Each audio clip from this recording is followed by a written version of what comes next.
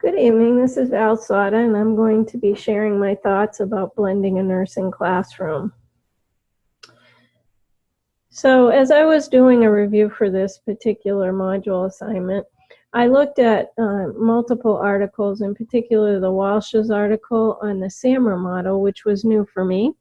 I did appreciate the visual of the table, and I'll be using that structure as I go through my presentation.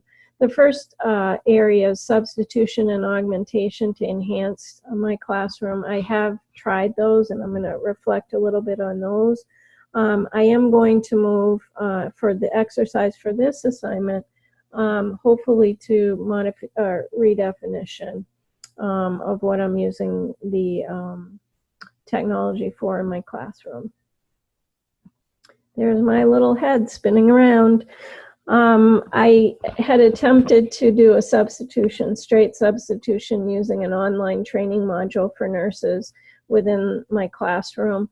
It had particularly helpful videos, case studies, and interactive quizzes that was used and developed by a national organization. My theory was that this would help students get real life experience learning online, like many nursing continuing education programs occurred.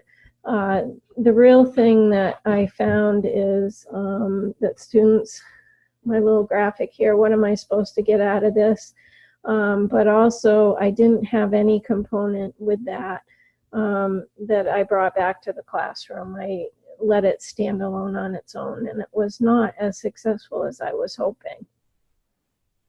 The second area that I've tried is augmentation in the classroom. I did move some content for one of my classes on transitions of care using an audio simulation that was standardized and developed, and I included some peer review as well as some discussion out of class on that simulation. Again, it did seem a little bit more lifelike for the students to have that experience because the case study was discussed from the patient's voice. So it was a little bit more lifelike. But again, there was nothing new out of that was created, and the students' application was limited. So as I move forward, I'm thinking about how I can use informal learning exploration and play with new technologies in my class. And I think that what I've been reflecting on is tools that I have used in the past in other courses, and using existing tools, but further developing the classroom portion that will encourage students to use new ways of communicating ideas. That's a big piece of what I'm hoping to attempt through this blended learning activity. The next area is I'm going to try to do a little bit more with small group work in the classroom, and using technology to help students communicate more effectively. And that is actually more real world for them as they think about becoming a nurse. So I'm kind of excited about that opportunity. So as I'm thinking about blending a learning activity, the course that I'm selecting is Nursing 425, or Nursing Research. This is a new course for me to teach, so I have pretty much a blank slate as far as what I can teach.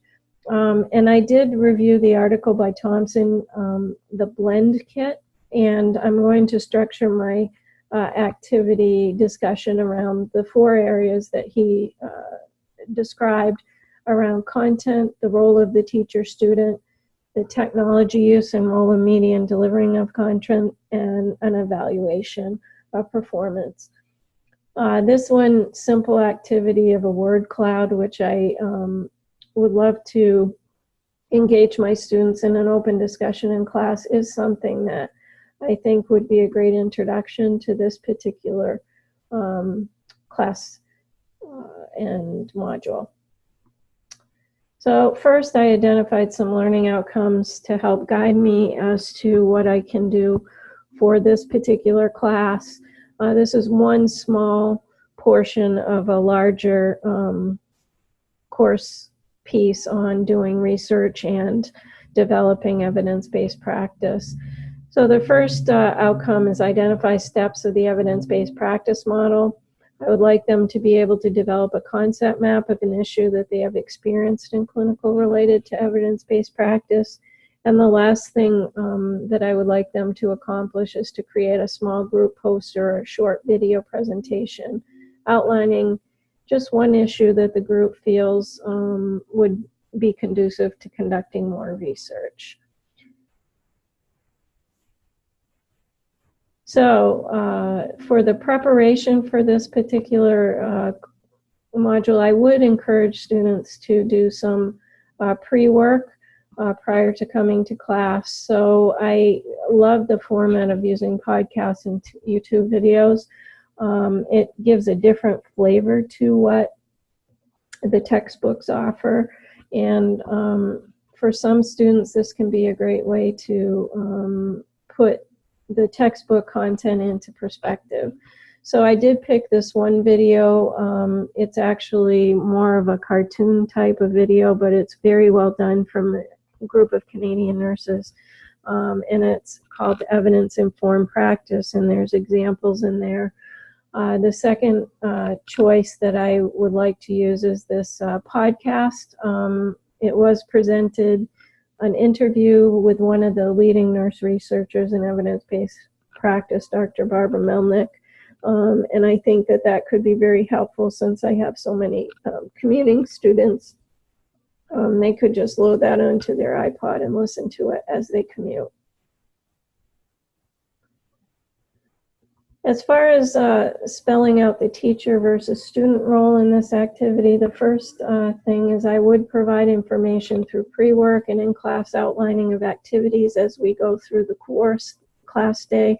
I'm very fortunate I have 3 hours in this particular class to accomplish the goals, so I have plenty of time for them to do small group work. And then during the class, I would facilitate and support the group work. And also role model best evidence-based practice and online searching. That's one area that nursing students traditionally have struggles with. So I would be a role model to help them tease out peer-reviewed and current best practice evidence in the research. The second area for student engagement, I would like them to be able to talk face-to-face with their classmates. This is a face-to-face course. This is not an online course, so having that face-to-face interaction will be very helpful to them. Allowing them to select a topic and content area of interest as well as a presentation option gives the students more control over the experience, and I think will engage and increase creativity. So using technology and the role of the media in this course, as I talked about earlier, I will be using some YouTube videos and possibly some podcasts as pre-work, but also during the activity, there are some software, presentation software that students may need to practice with prior to coming. The first suggestion that I have is some more, I have used that before to create posters in class, and that was very effective. Google Slides is certainly a program that they have access to, and then many of them also have Apple products, so iMovie is certainly an option for them in creating and distributing their findings. As far as evaluation, that's the one of the most important points that was made in the blended kit. The first thing is I do think students at this level, I deal with senior nursing students, peer evaluation is very powerful, and using a Google form to give immediate feedback to the groups would be incredibly valuable to them. And then the second piece, as a senior, I would want them to self-reflect on the experience of identifying the issue that needs further research and any barriers that they see to implementing an evidence-based practice model. So I came up with 3 different ways to evaluate the effectiveness of this particular experience. Peer review Google survey, a self-reflection 1-page paper, and then the last thing is I would put a number of questions on the exams related to the steps of evidence-based practice. And again, testing at a little bit higher level, I would like short answer for those questions. So that would be my structure of this opportunity. I do see a couple potential challenges. The first one that I see pretty regularly is students often don't want to engage in small group work. So I would make sure that I was transparent well in advance of the class so that they know that there will be small group work. I find that that can be particularly helpful. The second thing is students often do not prepare for class in advance. Senior nursing students are notoriously very busy. So making sure that I provide any pre-readings and viewings well in advance of the class session. And then the last component, which is quite interesting actually, and that's because they are senior nursing students, sometimes their computers have exceeded their working life. And so I want to make sure that they are very well aware of the IT help available and the policies of the school. And then adapting the programs or opportunities that I have during class to use on iPads or smartphones can also help overcome that barrier.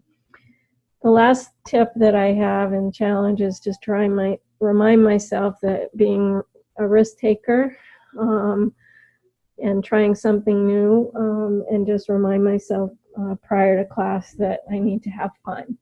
And that's an important piece of, I think, implementing technology in a blended environment. And I think it will help make this particular session successful. So if you want to chat more, I'm happy to have an email, and I look forward to people's comments on our community. Thank you.